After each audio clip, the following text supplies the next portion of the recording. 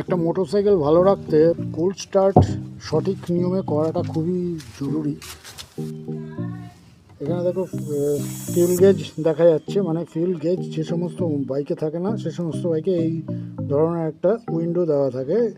এখানে ম্যাক্সিমাম, এখানে মিনিমাম এরকম মার্ক করা থাকে। এই ম্যাক্সিমাম এবং মিনিমামের মাঝ বরাবর ফিউল লেভেলটা থাকা উচিত। কিন্তু দেখো আমি সাইড স্ট্যান্ড করে রেখেছি গাড়িটাকে, তার জন্যে ইঞ্জিন অয়েলটা বোঝাই যাচ্ছে না। আর এখন যেই আমি ডবল স্ট্যান্ড করব তখন ইঞ্জিন অয়েলের লেভেলটা দেখবে সঠিকভাবে বোঝা যাবে। ডবল স্ট্যান্ড করে নিই বাইকটাকে, তারপর তোমাদের দেখাচ্ছি। আমি বাইকটাকে ডবল স্ট্যান্ড করে নিয়েছি, আর এইবার দেখতে পাবে তোমরা এই যে ইঞ্জিন অয়েলের লেভেল স্পষ্টভাবে বোঝা যাচ্ছে। এটা ম্যাক্সিমাম, এটা মিনিমাম, তার মাঝামাঝি বরাবর রয়েছে, মাঝের থেকে একটু বেশি রয়েছে।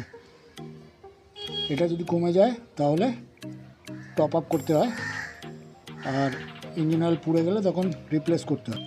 আর কখনোই তার মানে সাইড স্ট্যান্ডে রেখে বাইককে আইডল পজিশানে ছেড়ে দেওয়া উচিত নয়, তাহলে এই ক্লাচ অ্যাসেম্বলিটা পুরো নষ্ট হয়ে যেতে পারে। তো এরকমই ইনফরমেটিভ ভিডিও পেতে হর্স ওয়ান টাইম ইউটিউব চ্যানেলটাকে ফলো করো।